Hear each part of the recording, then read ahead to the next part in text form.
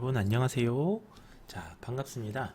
자, 이번 시간에는 지난 시간에 이어서 이제 신경망 모델에 대해서 말씀을 드리려고 합니다. 자, 여러분 신경망 모델이라고 하면 뭐가 떠오르세요? 자, 신경이라는 표현 자체는 뇌의 생물학적인 작동 기전이죠, 사실은. 그래서 우리가 뭐 뉴런이라는 표현들은 여러분들이 뭐 해부학이라든지 해부 생리학을 배우신 분들이라면 너무 잘 아는 내용들일 겁니다. 우리가 세포의 가장 작은 단위를 얘기하잖아요. 이 방법은 결국 동물 뇌의 병렬적 구조를 기반으로 하는 새로운 컴퓨팅 방법을 우리가 의미하고 있습니다. 자, 신경망은요, 고차원 데이터를 모델링할 수 있다는 장점이 있고요. 자, 우리가 고차원이라고 하면 결과적으로 뭐죠? 차원. 결국은 자, 고차원이라고 하면 고차원이라고 하면요, 결국은 입력 변수가 많은 걸 얘기하죠. 자, 이렇게 입력 변수가 많은 그런 데이터를 모델링할 수 있다는 장점이 있습니다. 그 다음에 데이터에 숨어있는 패턴을 효율적으로 찾아낼 수 있어요. 자, 그래서 데이터 마이닝에서 신경망 모델은 종종 잘 사용되고 있습니다. 자, 신경망은요, 예측과 분류 모두 다 사용을 할 수 있습니다. 즉, 예측뿐만이 아니라 분류에도 사용을 할 수가 있어요. 자, 결과적으로 신경막은 결과를 추정하고요, 그것의 실제 결과와 비교해가는 그런 과정. 자, 이른바 소위 이제 순전파, 포워드라고 하거든요. 자, 포워드, 프로파간디, 포워드, 순전파라고 합니다. 자, 신경망은요, 여러분들 머신러닝 알고리즘의 한 분야인데요, 이것을 지칭하는 용어가 굉장히 많습니다. 자, 우리가 신경망이라는 이 알고리즘을 설명하는 혼용되는 우리가 방법들을 한번 볼게요. 알고리즘이 뭐가 있냐면, 자, 대표적인 것으로 퍼셉트론이라는 게 있죠. 자, 그 다음에 또 다른 말로요, 자, 완전 연결 신경망이라는 표현이 또 쓰이기도 합니다. 자, 그 다음에 또 많이 쓰이는 게 뭐가 있죠? 자, CNN, 컨볼루션 뉴럴 네트워크라는 표현도 신경망에 우리가 자주 사용하는 하나의 분야고요. 자, 그 다음에 리커런트 뉴럴 네트워크, 자, RNN이라고 하죠. 자, 이건 순환 신경망이라고 합니다. 우리가 또 종적 데이터, 시계열 데이터에서는 신경망을 RNN의 방법으로도 분석하고 있고요. 자, 그 다음에 또 어떤 종류가 있냐면요, 자, LSTM이라고 해서 장단기 기억 신경망이라고 있습니다. 역시 이것도 이 두 가지는 여러분들 그 시계열 자료, 즉 종적 데이터에 쓸 수가 있어요. 자, 그 다음에 오토 인코더라고 혹시 들어보셨나요? 네, 오토 인코더라는 게 있습니다. 오토 인코더 역시도 여러분들 혹시 못 들어보신 분들이 있다면 오토 인코더는 신경망의 한 유형이다라고 생각하셔도 되고요. 자, 그 외에도 딥 빌리프 네트워크라고 해서요, 우리가 심층 신뢰망이라는 표현을 또 쓰기도 하죠. 다 모든 게 다 신경망에 또 분류해요. 자, 그 다음에 여러분들 최근에 영상에서 많이 쓰이고 있는, 이미지 분석에서 많이 쓰이고 있는 간이라는 모델 있죠. 자, 이게 생성적 적대 신경망이라고 부릅니다. 자, 제너레이티브 생성적 어드버셜 네트워크. 자, 간이라고 하는 이 생성적 적대 신경망도 실은 신경망의 모델의 한 유형이에요. 자, 이런 것들은 대부분 어떤 방법을 통해서 하냐면, 대부분 순전파가 아니라 역전파라는 방법을 통해서 합니다. 역전파는 여러분들 순전파가 우리가 포워드였으니까 이것은 백워드가 되겠네요. 그쵸? 백워드라고 하는 이 역전파를 통해서 우리가 훈련이 되고 있습니다. 자, 역전파 훈련 모델에서 역전파를 쓴다는 거예요.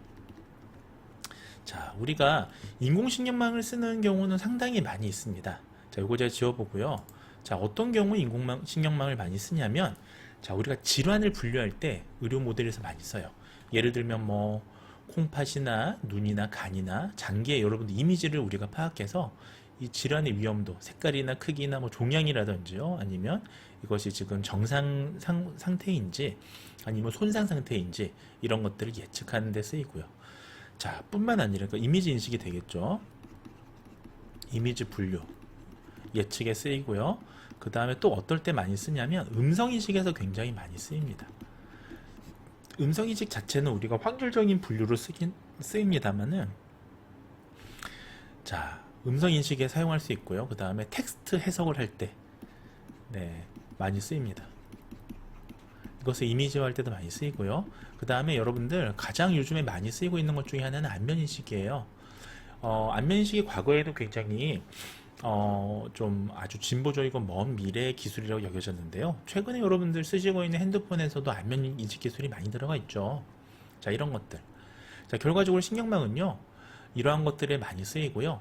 자, 신경망은 또 뿐만 아니라 신경망이라는 것 자체는 우리가 하나의 알고리즘이고요. 지도학습이나 비지도학습, 강화학습 등을 통해서 우리가 인간의 뇌가 하는 과제를 수행하도록 학습하는 그런 방법이라고 우리가 볼 수가 있겠습니다.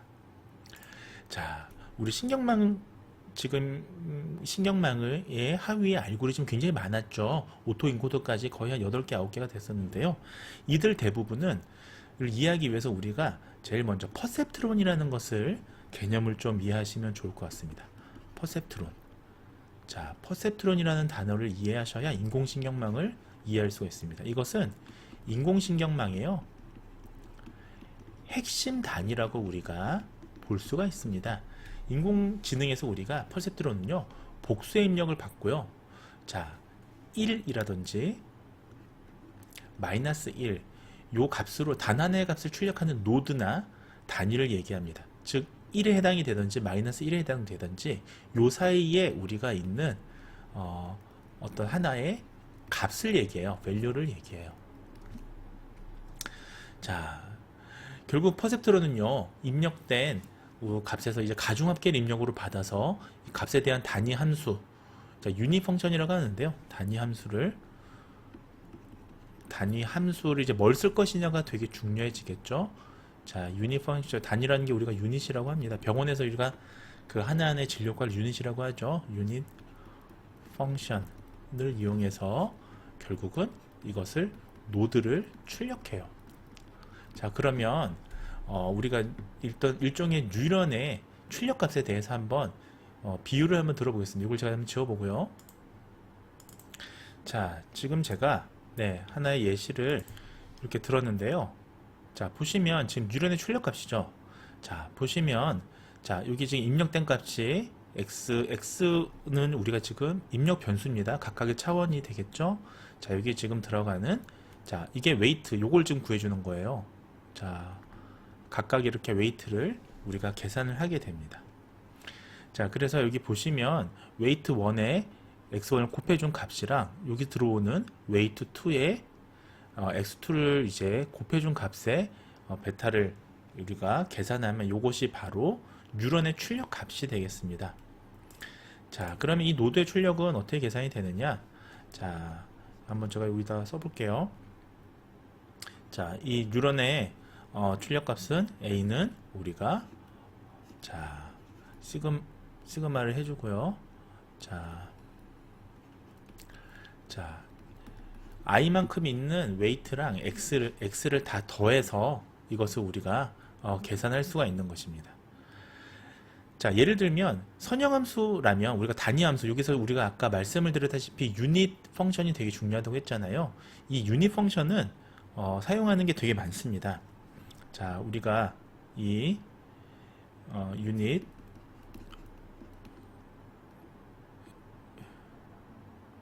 펑션이죠. 네, 좀 잘못 썼는데요. 이게 생각보다 필기가 잘 안 되네요. 자, 유닛 펑션에 들어가는 게 되게 많습니다. 일단 리니어 함수가 있죠. 자, 선형 함수가 있을 거고요. 이거는 자, 선형이라는 거는 우리가 회귀 분석할 때 우리가 배웠다시피 선형이라는 게 의미가 뭐예요? 자, 단순하게 관계를 더하는 거예요. 선형이라는 건. 우리가 보시면 자, 베타 제로 절편값이랑 베타 1, 베타 2가 우리가 x1, x2 이렇게 다중선형 회귀를 생각해 보시면 x가 더해질 때 값이 우리가 선형 함수잖아요. 선형 리그레션이잖아요. 즉 이것은 가중 합이 되겠습니다. 단순한 합이 되겠습니다. 자, 이러한 펑션이 있고요. 그 다음에 임계값 함수가 있습니다. 자, 이것은 가중합을 구하는데 이게 무조건 하는 게 아니고요. 어떠한 임계값이라고 우리가 설정해 주는 게 있습니다. 자, 스리솔드라고 그러죠. 임계값을 넘었을 때만 작동을 하는 거예요. 자, 만약에 지금 여기에 들어오는 이런 지금 노드들이 너무 많을 거 아닙니까? 이 복잡한 것들을 다 일일이 우리가 작동을 한다면 실은 굉장히 어려운 방법이 될 거예요. 그래서 임계값이라는 거 예를 들면 0.5라면 0.5를 정해서 0.51부터 이제 이 노드로 들어오게 작동을 해주는 그런 방법이 되겠습니다. 자, 잘 보일지 모르겠는데요. 3번은 여기다 쓸게요. 3번은 계단함수입니다. 자, 스텝 펑션이라고 우리가 표현하는데요. 스텝, 펑션이라고 얘기한 이 계단함수는요. 자, 우리가 이 들어오는 출력 노드 있죠. 하나하나가 자, 임계값보다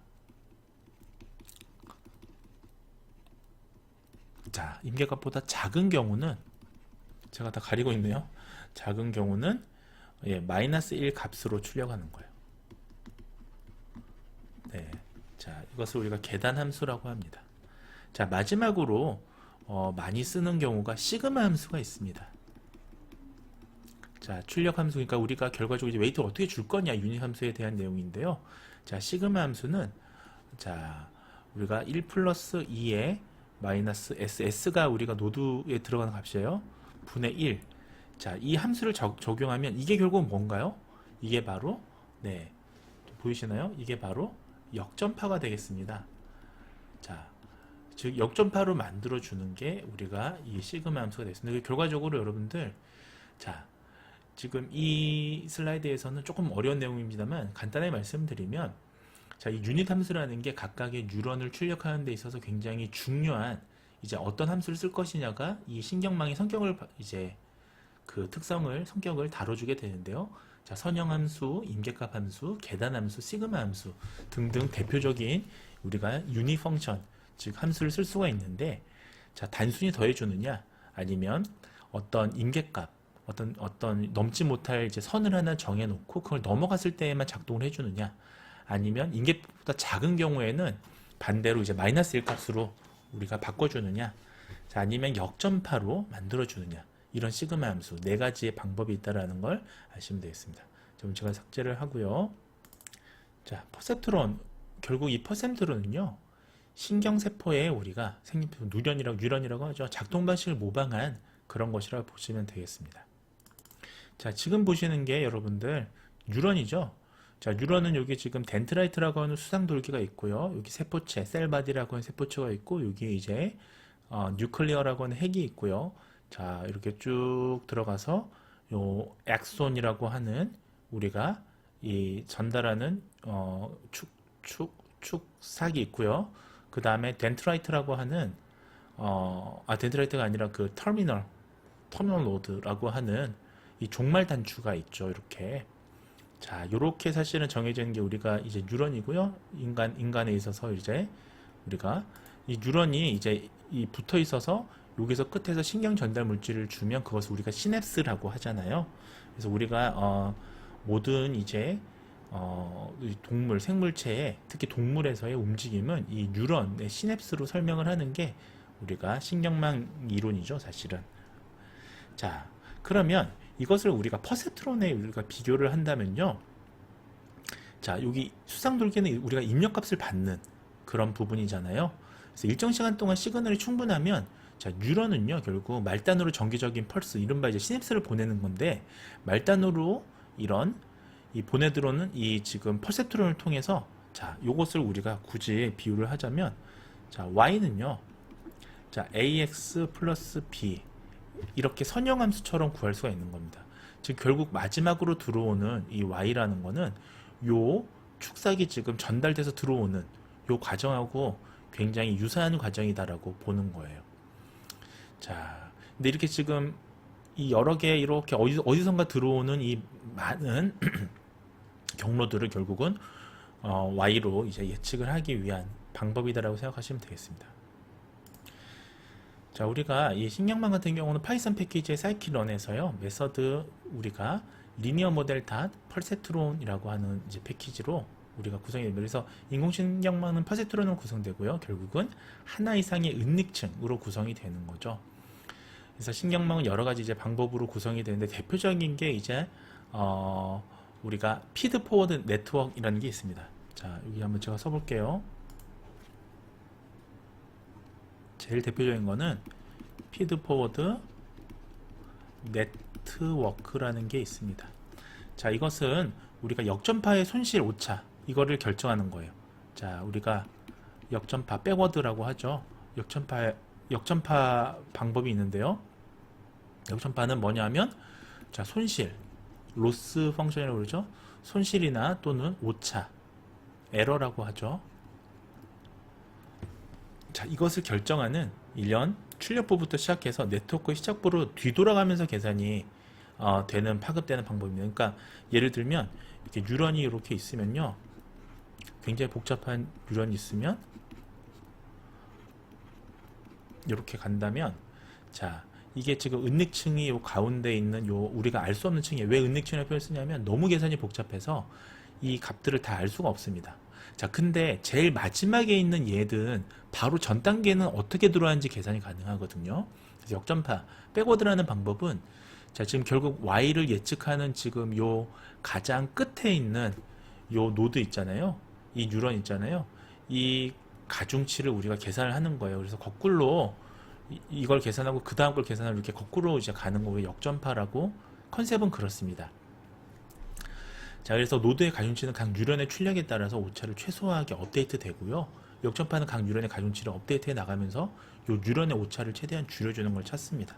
근데 말은 쉽지만 이게 나중에는 이게 굉장히 희미해져요. 디센딩이라고 그래서 이게 굉장히 뒤로 가면 갈수록 계산하는 게 굉장히 복잡해지고, 가장 앞에 있는 노드는 사실은 예측 바로 전 노드는 계산이 가능합니다만 가면 갈수록 사실은 노드가 어려워지죠. 자, 신경망 모델에서 주요 학습은요, 결국 훈련 유련이 발하면서 일어나게 되고, 이것을 우리가 에포크라고 합니다. 우리가 에포크라고 해서 결국은 신경망 모델에서의 하이퍼 파라미터 중에 하나는 에포크죠, 사실은. 자, 에포크는 순전파나 역전파로 구성되는 1회의 훈련 과정을 얘기해요.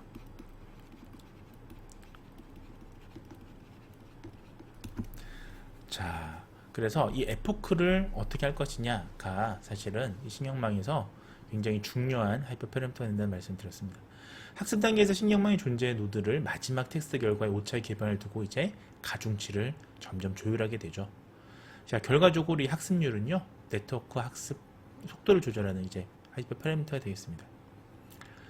자, 하나의 모델에서 퍼셉트론이나 뉴런의 개수는요, 결국 어디에 이제 중요한 데이터의 변수 개수와 같게 만들게 됩니다. 그래서 하나의 편향 노드, 바이어스 노드를 갖도록 구성을 할 수가 있습니다. 전형적으로 우리가 인공신경망은요, 여러 층으로 구성이 되죠. 그래서 각 층을 받아들인 입력 데이터를 약간씩 이제 다른 방법으로 배원 작업을 이제 수행하게 되고요. 이 층이 되게 많아지는 걸 우리가 뭐라고 하느냐? 자, 딥러닝이라고 해요.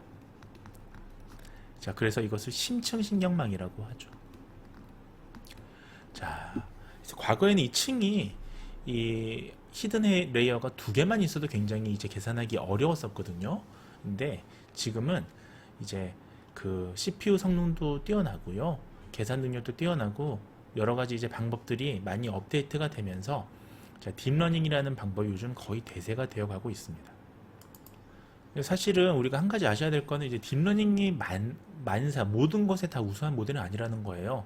사실은 우리가 딥러닝을 많이 쓰는 거는 우리가 사실은 이제 하드웨어 성능도 굉장히 우수해지고 저렴해지니까 딥러닝에 필요한 계산이 점점 이제 가능해지다 보니까 사실 딥러닝을 많이 사용을 하고 있는데요. 뭐 여러분들 2014년도에 아마 알파고 기억하실 겁니다. 자, 그런 알파고의 이제 알고리즘이 딥러닝이었잖아요. 자, 뭐 아주 이런 획기적인 그런 능력을 보여주는 계기가 되었습니다만, 실은 모든 데이터에 딥러닝이 우수하다고 볼 수는 없어요. 따라서 여러분들이 알고리즘도 알고리즘이지만 데이터의 유형이나 속성, 특성을 잘 파악해서 최상의 옵티멀한 이제 모델을 고르는 그런 작업들이 필요합니다. 자, 우리가 딥러닝의 인공신경망의 이제 좀 종류를 좀 말씀을 좀 드리도록 하겠습니다. 자, 첫 번째 인공신경망의 종류 중에 하나는 피드포워드 신경망이에요. 자, 피드포워드 신경망이라는 건 가중된 입력값의 합을 출력으로 나아가는 그런 신경망 모델이 되겠습니다. 자, 그래서 단위 함수의 임계값을 넘으면, 자, 피드포워드는 임계값을 넘으면 값을 넘어야 결국은 출력이 되는 거예요. 출력이 활성화되는, 인공신경망 모델이라고 보시면 되겠습니다. 자, 그래서 이런 경우에 이제 임계값을 보통 1이 될 수 있도록 그 임계값을 넘어서 1이 될 수 있도록 만들어주는 거예요. 활성화를 1. 그리고 바로 하지 않으면 출력은 마이너스 1. 결국 1하고 마이너스 1 사이에 오도로 만들어주는 겁니다. 자, 그래서 지금 보시면 이제 피드포워드 신경망의 대표적인 예시가 되겠는데요. 이렇게 지금 그 각각에 들어갈 수 있는 이제 경우의 수대로 이렇게 각 노드에서 그 웨이트 값이 갈 거 아니에요. 이때 이제 임계값을 넘어야지만 얘가 반응을 하는 거예요. 활성화가. 넘지 않으면 거기서 끝나는 겁니다. 왜냐하면 너무 많이 계산이 되니까 임계값을 설정을 해줘서 활성화될 수 있는 그 노드를 정해주는 거예요. 그래야 더 효과적이겠죠. 자, 그럼 이제 두 번째로 우리가 이걸 지워볼게요. 자, 두 번째 이제 우리가 신경망 모델은 뭐가 있느냐? 네. 자, 두 번째는 자, LSTM 순환 신경망이 있습니다. Recurrent Neural Network이라고 하죠. 자, 이 순환 신경망은 뭐냐면 한 층의 결과를 저장을 하고요. 자, 그것을 입력적으로 보내서 출력의 예측을 개선하는 방안입니다. 자, 이것은 약간 순차적인 정보가 들어가 있어요. 그러니까 여러분들이 RNN 하면 기억하셔야 될 거는 순차적인 정보가 들어가 있어요. 자, 예를 들면요. 자, 세 번째는, 자, 여러분들 지금 이 시간에 모든 알고리즘을 다 이해하기는 좀 어렵고요. 이런 종류가 있다라는 걸 위주로 좀 보시면 되겠습니다. 자, LSTM 다음으로 이제 어떤 게 있냐면 여러분들 제일 많이 쓰는 게 최근에 CNN, Convolutional Neural Network, Convolutional 신경망이라고 부르는 CNN이 있죠.